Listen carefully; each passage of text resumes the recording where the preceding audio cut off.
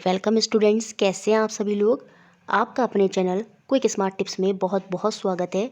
जैसा कि हम सीटेट साइंस पेपर 2 की तैयारी कर रहे हैं और लगभग सारी तैयारी हमने कंप्लीट कर ली है, लेकिन बच्चे बोल रहे हैं कि मैम प्रैक्टिस सेट अभी कंटिन्यू रखिए। तो प्रैक्टिस सेट आपके लिए आते रहेंगे।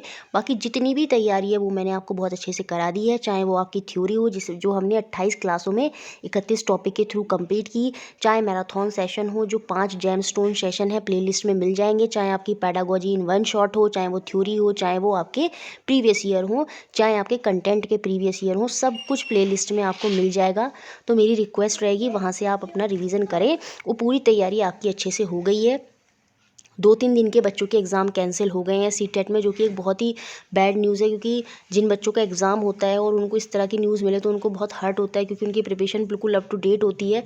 बट अभी उसको एक्सेप्ट ही करना होगा और आगे फिर उसकी ही प्रिपरेशन अब आपको फिर से करनी होगी।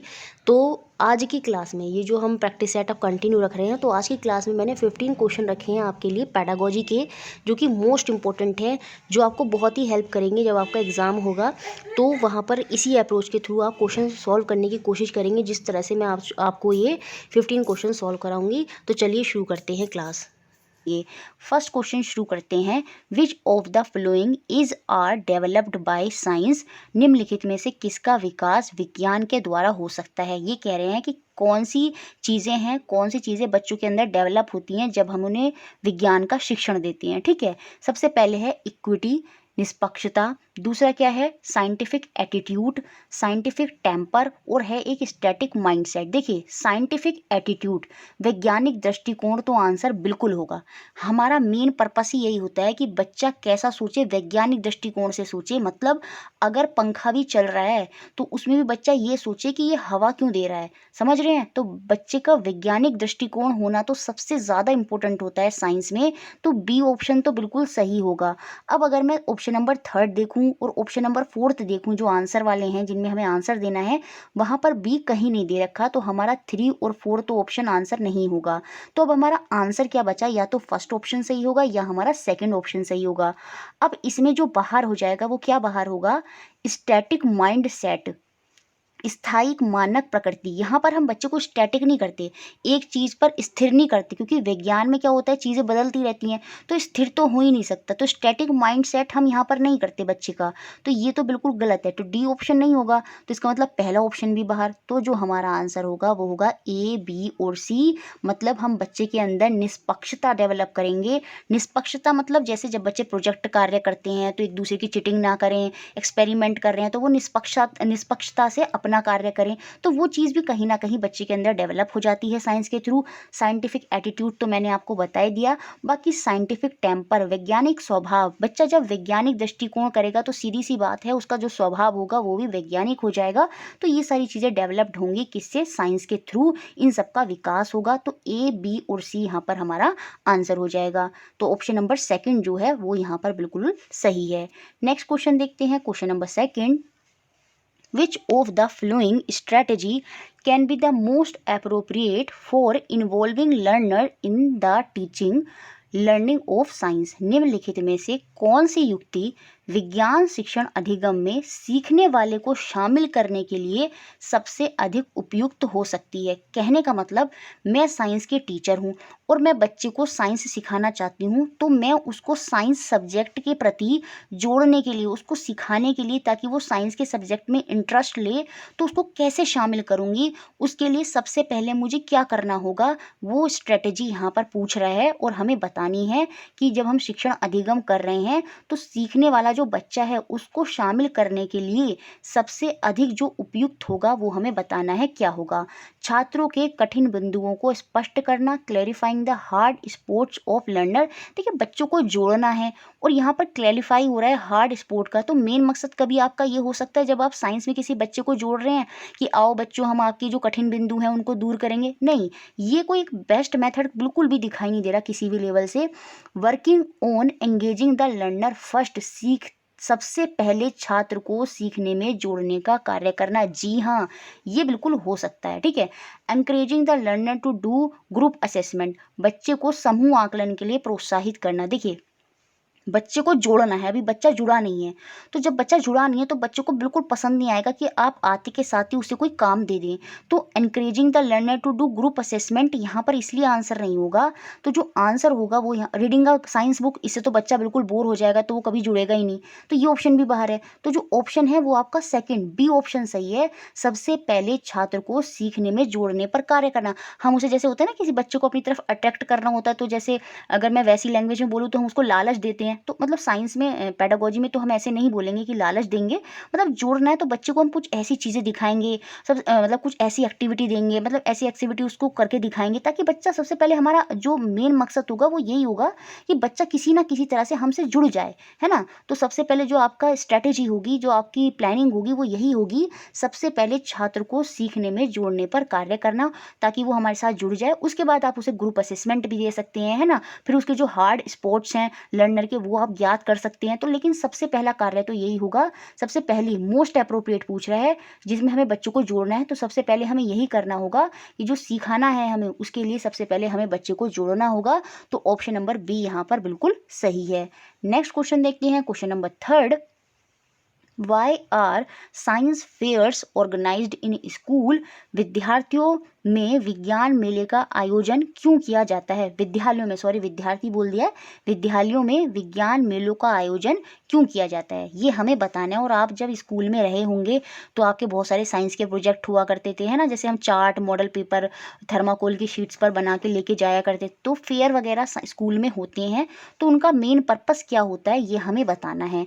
To help the student to score higher in their examination. Examination से तो इसका कोई मतलब ही नहीं होता कि बच्चे अच्छे अंक प्राप्त करें, इससे इसका कोई मतलब नहीं है। To nurture creativity and experimentation in science among student. जी हाँ, शिक्षार्थियों में विज्ञान में सर्जन, सर्जन मतलब क्रिएटिविटी क्या होता है, जिज्ञासु, कुछ नई चीज़ें खोज करना, वो सारी चीज़ें होती हैं, एवं प्रयोग करने की क्षमता का विकास करने के लिए। हाँ, यही तो मेन पर्पस होता है। हम फेयर साइंस की क्यों लगाते हैं? बच्चे क्या करते हैं, घर से बेस्ट अपने जो प्रोजेक्ट होगा उसमें सोचेंगे कि मैं इसमें क्या क्या ऐसा प्रोजेक्ट मैं अपना बनाऊं ताकि जो मेरा प्रोजेक्ट है वो सबसे अच्छा लगे। तो वहाँ पर बच्चे कुछ सोच रहे हैं, क्रिएटिविटी, अलग अपना माइंड सेट लगा रहे हैं वहाँ पर, और एक्सपेरिमेंट भी करके देख रहे हैं। जैसे बहुत से मॉडल बनाते हैं ना, कि जैसे लाइट जल रही है उनमें, है ना, ट्रेन चल रही है, मतलब अलग अलग ऊर्जा से स्रोत करके दिखा रहे हैं कि कैसे सोलर एनर्जी होगी, ये सारी चीज़ें हैं। तो वहाँ पर बच्चे क्या होते हैं, क्रिएटिविटी, एक्सपेरिमेंट, वो सारी चीज़ें ऑटोमेटिक बच्चे के अंदर डेवलप हो जाती हैं। और इसीलिए ही साइंस फेयर्स जो होते हैं, जो विज्ञान के मेले होते हैं, उनको ऑर्गेनाइज कराया जाता है। तो ऑप्शन नंबर बी ही यहाँ पर बिल्कुल सुटेबल होगा। बाकी देख लेते हैं। To evaluate student on the basis of their performance. बच्चों का मूल्यांकन करना है। मूल्यांकन के लिए तो आप क्लास में भी कर सकते हैं बच्चे का मूल्यांकन। फेयर तो एक बहुत बड़ी चीज़ है, तो खाली मूल्यांकन के लिए वो फेयर नहीं होगा। To prepare student for higher education. बच्चे को उच्च शिक्षा के लिए तैयार करना, ये तो बिल्कुल नहीं होगा। तो ऑप्शन नंबर बी ही यहाँ पर बिल्कुल बेस्ट है। नेक्स्ट क्वेश्चन देखते हैं, question number 4। Which one of the flowing is an important aim of learning science? निम्नलिखित में से कौन सा विज्ञान अधिगम का एक महत्वपूर्ण उद्देश्य है? ये हमें बताना है कि जब हम बच्चे को विज्ञान का शिक्षण दे रहे हैं तो उसका एक महत्वपूर्ण उद्देश्य क्या होगा, ये यहाँ पर बताना है। To collect the information of science content. Content की जब भी बात आ जाए वो ऑप्शन सही नहीं होगा। खाली विषय वस्तु की जानकारी को एकत्रित करना, उससे क्या होगा, उससे कुछ नहीं होगा। बच्चे से हम ये कह देंगे आप इसकी डेफिनेशन यहाँ से ले आओ, उसका वो कंटेंट वहाँ से उठा लाओ, तो उस चीज़ से कुछ होगा थोड़ी ना। बच्चा कंटेंट इकट्ठा कर लेगा, लेकिन वो एक एम नहीं होना चाहिए साइंस में। उससे बच्चे के अंदर कुछ भी क्रिएटिविटी या कुछ भी अलग जो है वो डेवलप नहीं होगा, तो ये एम नहीं होगा। ठीक है। To imbibe the value of honesty, integrity and cooperation among learner. अध्ययनकर्ता जो होते हैं उनमें ईमानदारी, अखंडता और सहयोग के मूल्य की प्राप्ति देखते हैं। ये सही होगा नहीं होगा और ऑप्शंस के हिसाब से। पहले, to help the fellow colleague in getting knowledge of science. अपने सहपाठियों को विज्ञान का ज्ञान अर्जित करने में सहायता करना, बिल्कुल नहीं। और बच्चों को ज्ञान, विज्ञान का ज्ञान कौन सिखाएगा? टीचर सिखाएगा, कोई स्टूडेंट थोड़ी सिखाएगा। ये थोड़ी होगा कि मेन ऑब्जेक्टिव की बच्चा जो है अपने दोस्तों को जो उसने ज्ञान है, जो विज्ञान है ना, वो अर्जित करने में उनकी सहायता करेगा कि भाई साइंस ऐसे ऐसे होती है। वो काम बच्चा थोड़ी करेगा। तो ये मेन ऑब्जेक्टिव थोड़ी होता है टीचर का कि दूसरे बच्चे को वो सिखा पाए। ये ऑब्जेक्टिव यहाँ पर नहीं होगा। विज्ञान का ज्ञान अर्जित करना, to get knowledge of science, खाली विज्ञान का ज्ञान अर्जित करना, यहाँ पर आंसर नहीं होगा मुझे लग रहा है एम। यहाँ पर जो हो जाएगा फिर इसके हिसाब से ऑप्शन नंबर बी ही बिल्कुल सही हो जाएगा, क्योंकि to get knowledge of science, खाली साइंस की नॉलेज प्राप्त करना अच्छा नहीं होता, उसको कैसे आप अपनी ज़िंदगी में प्रयोग कर रहे हैं वो मेन एम होता है। अर्जित तो कर लिया लेकिन उसका प्रयोग ही नहीं किया तो वो एक एम नहीं होगा। तो इस हिसाब से to imbibe the value of honesty, integrity and cooperation among learner. अब आप कहेंगे ये तो मोरल का है तो साइंस में कैसे? अब देखिए यहाँ पर भी वही चीज़ आ गई, इंटीग्रिटी, अखंडता।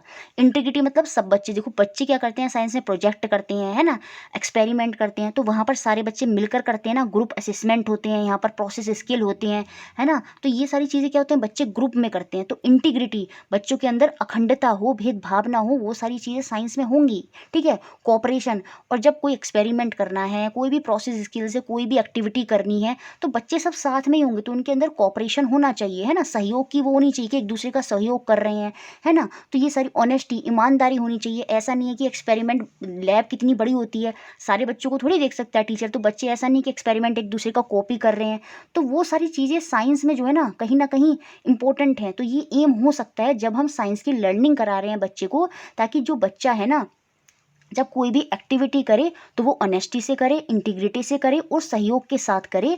तो ऑप्शन नंबर बी इस हिसाब से यहाँ पर बिल्कुल सही है, और सीटेट ने भी ऑप्शन नंबर बी को ही सही माना है। नेक्स्ट क्वेश्चन देखते हैं, question number 5, the continuous and comprehensive evaluation in science means, विज्ञान में मूल्यांकन में सतत एवं समग्र मूल्यांकन का क्या अर्थ है? यहाँ पर एक वर्ड जोड़ दिया है साइंस, याद रखिए बहुत से बच्चे सीडीपी के अकॉर्डिंग इसका आंसर दे देंगे। कंटिन्यूअस और कॉम्प्रिहेंशन इवैल्यूएशन की जब बात होती है तो वहाँ पर दो टाइप के आकलन आ जाते हैं, सम्मेटिव और फॉर्मेटिव, अंतिम एवं रचनात्मक। फॉर्मेटिव में क्या होता है, बच्चे का बीच बीच में आकलन करते रहते हैं हम, जैसे क्लास के बाद आकलन, एक हफ्ते में बीच बीच में आकलन कि बच्चा कहाँ कमज़ोर है कहाँ वीक है, हैंड टू हैंड उसको देखते हैं, हैंड टू हैंड ठीक करते रहते हैं, तो फॉर्मेटिव असेसमेंट वो है।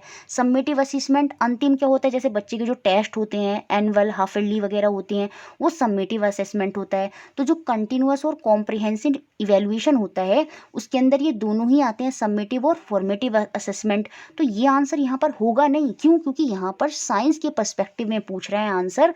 तो साइंस के पर्सपेक्टिव में जो कंटिन्यूअस और कॉम्प्रिहेंशन इवैल्यूएशन जो हम बच्चे का मूल्यांकन करेंगे वो किस बेसिस पर करेंगे, उसकी routine activities and exercises to assess learning, अधिगम के आकलन के हेतु सामान्य गतिविधियाँ और अभ्यास, कि बच्चे ने साइंस में जो सीखा है वो एक्टिविटी कैसे कर रहा है, उनको कैसे प्रयोग कर रहा है, उन सब के बेसिस पर ही हम बच्चे का आकलन करेंगे, बच्चे का इवैल्यूएशन करेंगे, बच्चे का मूल्यांकन करेंगे। तो ऑप्शन नंबर बी जो है यहाँ पर बिल्कुल सही हो जाएगा इन टर्म्स ऑफ साइंस, ठीक है। नेक्स्ट क्वेश्चन देखते हैं अब हमारा question number 6, why which of the following strategy meaningful clarification on the concept of reflection of light can be given, निम्न में से कौन सी युक्ति के द्वारा प्रकाश के परावर्तन की संकल्पना का अर्थवान स्पष्टीकरण दिया जा सकता है। अगर आपको बच्चे को concept of reflection of light समझाना है तो कौन सा बेस्ट मेथड होगा, मीनिंगफुल स्ट्रेटजी होगी, ये हमें यहाँ पर बतानी है। Chart showing the reflection of light, ये तो बिल्कुल बेकार होगा, चार्ट के माध्यम से तो बच्चा समझ ही नहीं पाएगा, क्योंकि ये 3D चीज़ है और 3D के लिए खाली चार्ट से काम नहीं चलेगा। तो प्रकाश के परिवर्तन को दिखाया हुआ चार्ट के थ्रू बच्चा समझ जाएगा, आपको खुद लगता है? नहीं समझेगा, तो ये मीनिंगफुल स्ट्रेटजी नहीं होगी। Observing reflection of light on white paper screen by the learner and drawing conclusion, ये हो सकता है कि सीखने वाले के द्वारा सफ़ेद कागज के पर्दे पर प्रकाश के परावर्तन का अवलोकन करना।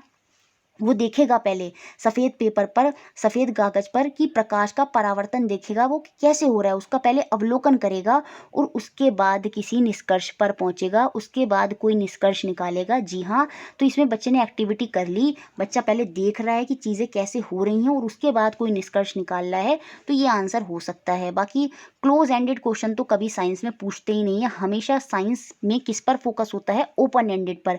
कभी भी साइंस में पॉइंट टू पॉइंट आंसर नहीं होता, साइंस में हमेशा टीचर ऐसा क्वेश्चन नहीं पूछेगा कि अगर मून के अलावा कोई और सैटेलाइट होता, या पृथ्वी ऐसे ना घूम रही होती, या पृथ्वी घूमती ही नहीं तो क्या होता। इस तरह से जो क्वेश्चन होते हैं जिनके मल्टीपल आंसर होते हैं वो ओपन एंडेड क्वेश्चन ही साइंस में होते हैं, तो क्लोज एंडेड यहाँ पर आंसर नहीं होगा। Animated video on the concept, animated video भी बहुत ज़्यादा अच्छा ऑप्शन नहीं है, तो ऑप्शन नंबर बी ही, जिसमें बच्चा खुद इन्वॉल्व है, क्योंकि एनिमेटेड वीडियो में क्या है, बच्चा उसको देख रहा है लेकिन उसमें खुद इन्वॉल्व नहीं है, लेकिन observation, reflection on white paper और उसके बाद जो कंक्लूजन निकाल रहा है तो उसमें बच्चा जो है ना खुद से इन्वॉल्व है, एक्टिवली जो है ना वो खुद से पार्टिसिपेट कर रहा है, तो इस हिसाब से ऑप्शन नंबर बी ही यहाँ पर बिल्कुल सही है। नेक्स्ट क्वेश्चन देखते हैं, question number 7, which one of the flowing is not a step of problem solving approach. और ये अप्रोचेज जो साइंस में होती हैं वो मैंने आपको जब साइंस की पेडागोजी की थ्योरी कराई है उनमें अच्छे से समझाया है, तो उसके अकॉर्डिंग आप यहाँ पर आंसर दे पाएंगे। निम्नलिखित में से कौन सा समस्या समाधान विधि का एक चरण नहीं है, ये हमें बताना है। देखिए समस्या समाधान में क्या होता है, सबसे पहले समस्या होती है और समस्या का सॉल्यूशन करने के लिए बच्चे क्या करते हैं, विजुअलाइजेशन करते हैं, परिकल्पना करते हैं, है ना। और उसके बाद वो उसके लिए कोई प्रयास करते हैं कि हाँ, पहले तो वो सोचेंगे अच्छा इस चीज़ को हम ऐसे सॉल्व करेंगे, और उसके बाद उसको करने की कोशिश करेंगे। अगर निष्कर्ष सही नहीं आता तो फिर क्या करते हैं, वो दोबारा सोचते हैं, फिर दोबारा कोशिश करते हैं, और एंड में वो अपने निष्कर्ष, अपने कॉन्क्लूजन पर जो उन्हें निकालना है उस पर पहुंच जाते हैं। ये हमारी समस्या समाधान विधि होती है। तो यहाँ पर पहला ऑप्शन दे रखा है समाधान का प्रयास करना, अटेम्प्ट टू सॉल्व। जी हाँ, ये तो बिल्कुल होगा। जब कोई प्रॉब्लम है वो हमारे सामने आई है तो उसके बारे में पहले हम सोचेंगे और उसके बाद हम उसको सॉल्व करने की कोशिश करेंगे, तो ये तो स्टेप होगा। ड्राइंग कंक्लूजन, सबसे लास्ट में कोई निष्कर्ष ही तो निकाला जाएगा, किसी भी समस्या का है उसका कोई निष्कर्ष ज़रूर निकलना है, तो ये भी जो है प्रॉब्लम सॉल्विंग का स्टेप होगा। बाकी ऑब्जर्वेशन जो है ना वो इसका स्टेप नहीं होगा। विजुअलाइजिंग द सिचुएशन, स्थिति की कल्पना करना, ये भी बिल्कुल इसका उद्देश्य होगा, क्योंकि हम यहाँ पर कल्पना तो ज़रूर करेंगे। देखिए कोई प्रॉब्लम है, प्रॉब्लम आपके सामने आई तो सबसे पहले आप कल्पना ही करेंगे और उसके बाद उसको करने की कोशिश करेंगे और एंड में आप अपना रिजल्ट निकाल लेंगे। तो इस बीच में यहाँ पर कहीं भी ऑब्जर्वेशन नहीं आया।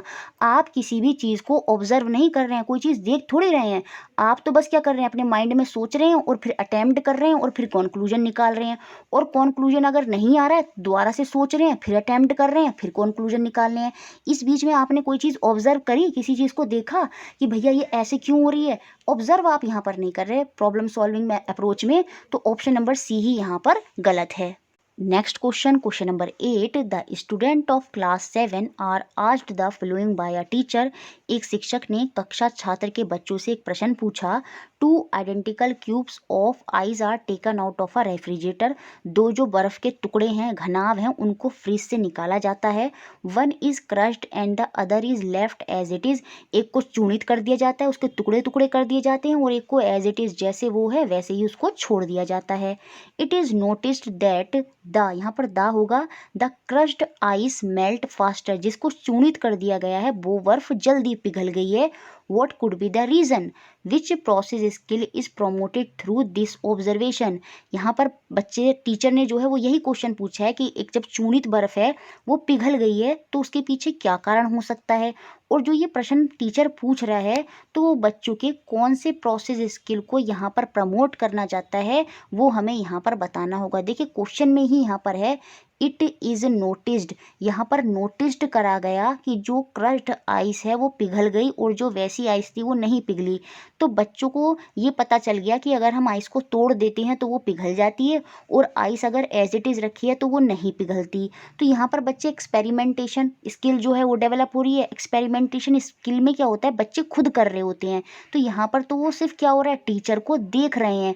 तो एक्सपेरिमेंटेशन स्किल यहाँ पर डेवलप नहीं हो रही। और यहाँ पर एक शब्द भी लिखा है इट इज़ नोटिस्ड, नोटिस्ड मतलब देखा गया। तो जो स्किल यहाँ पर डेवलप्ड हो रही है वो ऑब्जर्वेशन ही होगी, हाइपोथाइजिंग नहीं होगी। बच्चे सोचेंगे परिकल्पना, परिकल्पना मुख्य उद्देश्य नहीं है। परिकल्पना तो तब होती जब सॉल्यूशन का आंसर नहीं होता। यहाँ पर सॉल्यूशन का आंसर मिल चुका है कि क्रश्ड आइस जो है वो जल्दी पिघल गई, और जो बिना क्रस्ट वाली थी वो आइस नहीं पिघली। तो बच्चों को पता चल गया अगर हम आइस के टुकड़े कर देते हैं तो वो पिघल जाती है। तो जो नोटिस्ड, यहाँ पर सिर्फ नोटिस्ड करवाना मुख्य उद्देश्य था टीचर का। तो कौन सी स्किल को वो डेवलप कर रहा है यहाँ पर, बच्चे के ऑब्जर्वेशन स्किल को ही डेवलप कर रहा है। तो ऑप्शन नंबर बी यहाँ पर सही होगा। सीटेट ने इसी को सही माना था। देखिए थोड़ा सा डाउटफुल रहता है इन क्वेश्चन में, लेकिन फिर भी मैंने पूरी कोशिश करी है कि किस हिसाब से ऑब्जर्वेशन यहाँ पर आंसर होगा। नेक्स्ट क्वेश्चन देखते हैं। Question number 9, you went your class 6 student to figure out the property of solubility of salt in water can be used to separate a mixture of sand and salt. As a supporter of inquiry oriented pedagogy you would आप चाहते हैं कि कक्षा 6 के जो विद्यार्थी हैं नमक और रेत के जो मिश्रण हैं उसको अलग करने के लिए नमक की पानी में विलयन के गुण की पहचान करें। तो प्रति प्रश्नक उन्मुख शिक्षण के समर्थक होने के नाते आप क्या करेंगे? इन चारों में से बेस्ट मेथड क्या होगा?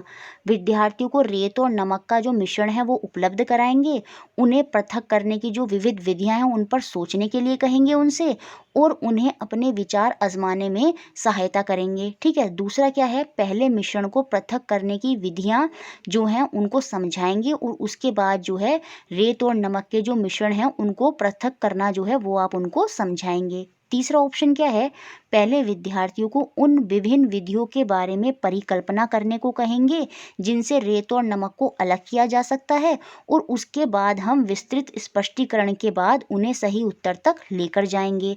चौथा ऑप्शन क्या है, रेत और नमक के मिश्रणों को लेंगे, उनको पृथक किया जाना कैसे पृथक करेंगे वो उनको दिखाएंगे, और उसके बाद बच्चों से स्वयं पुनरावृत्ति उनको खुद से रिपीट करने के लिए बोलेंगे। देखिए रिपीटिशन साइंस में अच्छा नहीं होगा, उसमें बच्चे के अंदर एक हैबिट आ जाएगी कि देखकर करने की, और वहाँ पर वो खुद अपने अपने आप से जो सोचना होता है ना वो नहीं सोच पाएगा। तो ऑप्शन नंबर 4 तो अच्छा मेथड नहीं है। देखिए take a mixture of sand and salt, ये रिपीट वाला मेथड तो यहाँ से फिर बाहर हो गया, और इसके अकॉर्डिंग बाकी 3 ऑप्शन में जो सबसे बेस्ट है वो ऑप्शन नंबर 3 है। आस्क स्टूडेंट टू हाइपोथाइज, परिकल्पना करने के लिए बोलेंगे हम कि क्या अलग अलग तरीके हो सकते हैं सैंड और सोल्ट को सेपरेट करने के लिए, क्योंकि वहाँ पर बच्चे खुद से करेंगे, खुद परिकल्पना करेंगे और खुद सोचेंगे, फिर टीचर को बताएंगे, और टीचर फिर क्या करेगा, उनका एक्सप्लेनेशन करेगा जो बच्चे सोच रहे हैं, और उस एक्सप्लेनेशन के माध्यम से ही वो क्या करेगा, उनको करेक्ट आंसर तक लेकर जाएगा, और ये बहुत अच्छी अप्रोच होगी। तो इस हिसाब से ऑप्शन नंबर 3 यहाँ पर सबसे बेस्ट होगा। Next question, question number 10, which one of the following is a step of analogy strategy in science, निम्नलिखित में से कौन सा विज्ञान में अनुरूपता विधि का एक चरण है? देखिए एनालॉजी स्ट्रेटेजी क्या होती है, अनुरूपता क्या होती है, दो चीज़ों को एक जैसा करके बताने के बाद हम किसी तीसरी चीज़ को समझाते हैं। जैसे इंग्लिश में एनालॉजीज होती थी ना, जैसे हम बोलते हैं life is like a chocolate, तो हमने लाइफ और चॉकलेट को एक साथ जोड़ दिया और फिर कुछ चीज़ को समझाने की कोशिश करी है, तो वही आपकी एनालॉजी स्ट्रेटेजी होती है। तो हमें बताना है कौन सा स्टेप है हमारा एनालॉजी स्ट्रेटेजी का विज्ञान में। ठीक है। तो यहाँ पर देखिए दो, इस ऑप्शन को समझाने के बाद या इस एनालॉजी स्ट्रेटेजी को समझाने के बाद यहाँ दो ऑप्शन आएंगे, इंटरलिंकिंग कॉन्सेप्ट या फिर मैप सिमिलरिटी, अवधारणाओं को एक दूसरे से जोड़ना या समानताओं का चित्रण। देखिए अवधारणा जो कॉन्सेप्ट है उसमें क्या हो जाएगा, थ्योरीज को एक साथ जोड़ना, तो वो अवधारणाएं जैसे डेफिनेशंस वगैरह यहाँ पर आ जाएंगी, उनको जोड़ना तो ज़्यादा अच्छा नहीं होगा। मैप सिमिलरिटी, समानताओं का चित्रण ही जो है एनालॉजी स्ट्रेटेजी में एक स्टेप होगा, क्योंकि जैसे life is like a chocolate तो हमने उसकी उससे समानता कर दी, तो समानताओं का चित्रण ही एनालॉजी स्ट्रेटेजी होती है, तो वही साइंस में भी स्टेप हो जाएगा मैप सिमिलरिटी। तो ऑप्शन नंबर डी यहाँ पर सही है।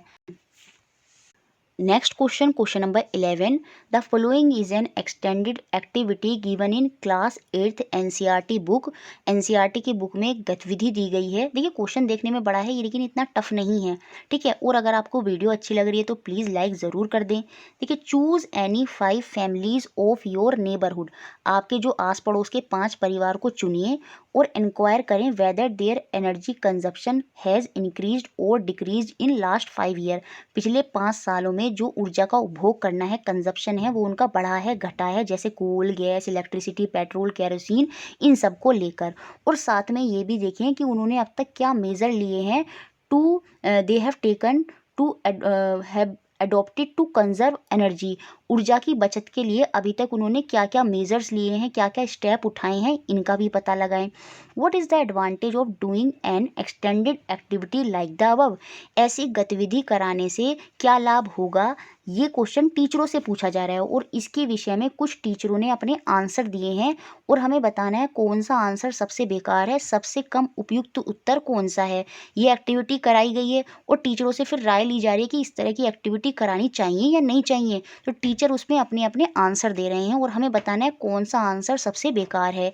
ऐसी गतिविधियाँ, this activity help student to go beyond text book and find answer for themselves. जी हाँ, ऐसी जो गतिविधियाँ हैं शिक्षार्थियों को पाठ्य पुस्तक से परे ले जाएंगी और खुद से उत्तर खोजने में सहायता करेंगी। तो ये तो सही है, ये उत्तर तो सही दिया है टीचर ने।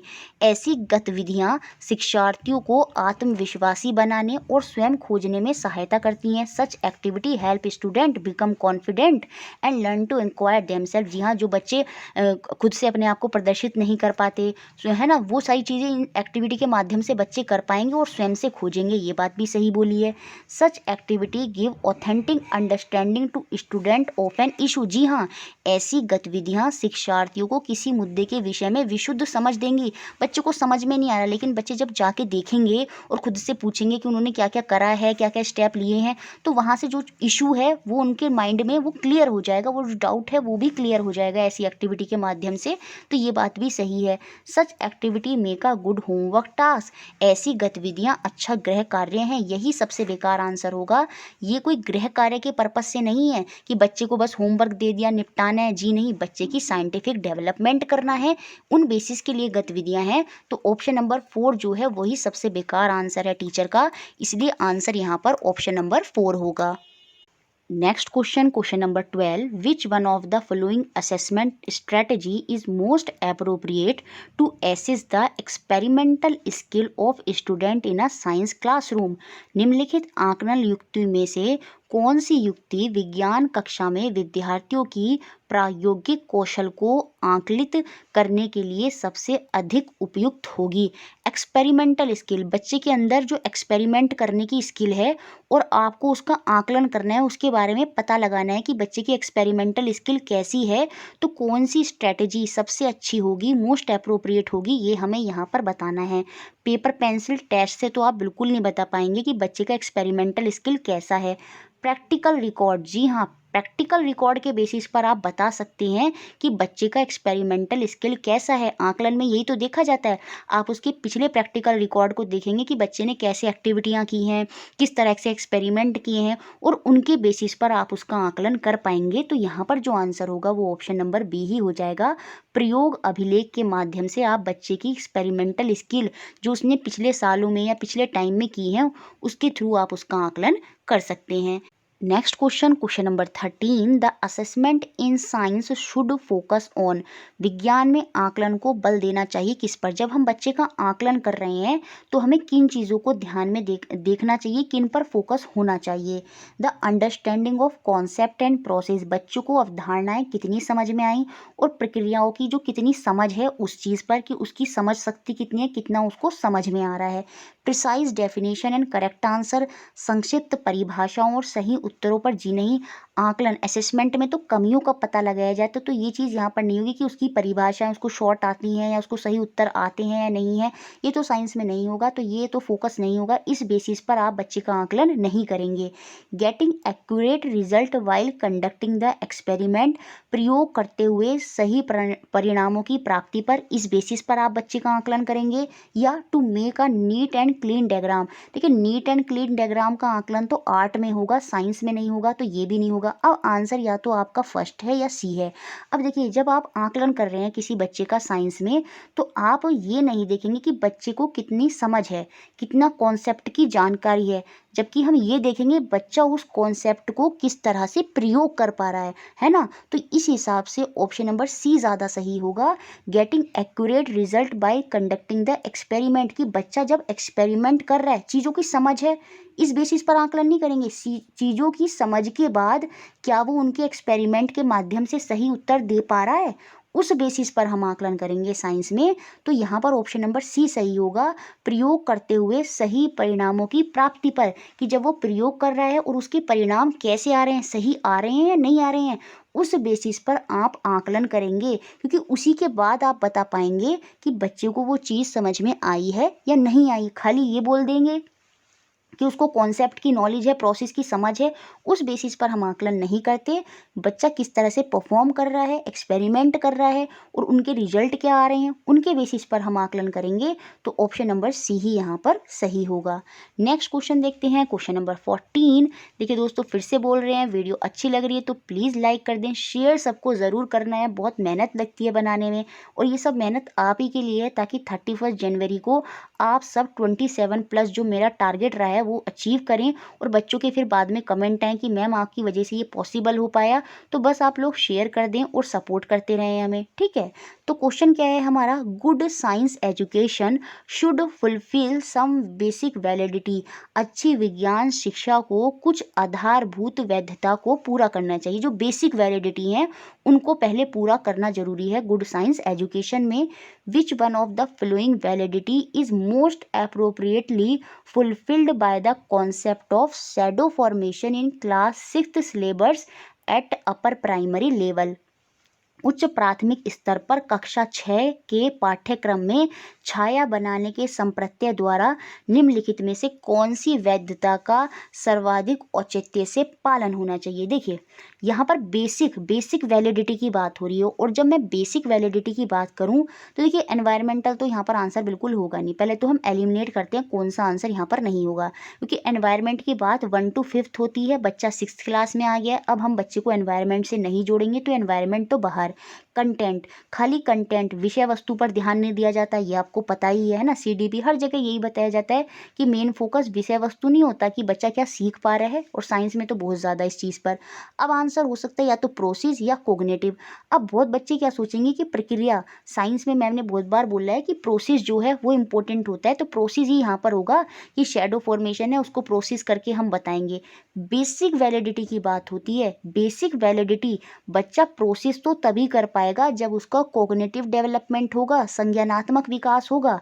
तो यहाँ पर जो आंसर होगा वो ऑप्शन नंबर डी होगा, क्योंकि पूछा क्या है कि basic validity good science education में कौन सी होनी चाहिए, वो आपकी संज्ञानात्मक ही होनी चाहिए। क्योंकि जब तक बच्चे को वो चीज़ पता नहीं होगी, उसके संज्ञान में नहीं होगी, तब तक वो प्रोसेस नहीं कर पाएगा। तो बेसिक वैलिडिटी के अकॉर्डिंग आधारभूत जो वैधता है वो आपकी संज्ञानात्मक ही है, कॉग्निटिव है। क्योंकि जब 6th क्लास में बच्चा आ गया है तो अब हम ये नहीं कि खाली सिर्फ एनवायरनमेंट या चीज़ों को बताकर, अब हम उसके कॉग्निटिव चीज़ों को उसके माइंड में डालेंगे। वो चीज़ हमारा बेसिक होगा कि पहले बच्चे के दिमाग में चीज़ों को लाया जाए और उसके बाद वो प्रोसेस करेगा आगे। तो कॉग्निटिव ही यहाँ पर आधारभूत होगा। इस हिसाब से ऑप्शन नंबर डी यहाँ पर बिल्कुल सही है।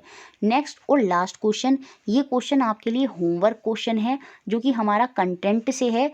Choose the odd one from the following option. 2 बार ये क्वेश्चन आया है अलग अलग तरीके से, तो मुझे कमेंट बॉक्स में आप आंसर बताएंगे। बाकी नेक्स्ट वीडियो में इसका आंसर हम देखेंगे। निम्न में से कौन सा भिन्न है उसका चयन करना है। Thin layer of fat under the skin, यहाँ पर पोलर बियर की बात हो रही है। किसकी बात हो रही है? पोलर बियर की बात हो रही है और उसके कुछ फीचर दिए हैं और हमें बताना है यहाँ पर कौन सा उसका फीचर नहीं है। तो कमेंट बॉक्स में आप मुझे आंसर बताएंगे इसका क्या होगा। बाकी नेक्स्ट वीडियो में तो हम इस क्वेश्चन को देखेंगे। बाकी वीडियो अच्छी लगी है लाइक, सब्सक्राइब और शेयर, और इसी तरह हमारे साथ जुड़े रहना है। Thank you for watching.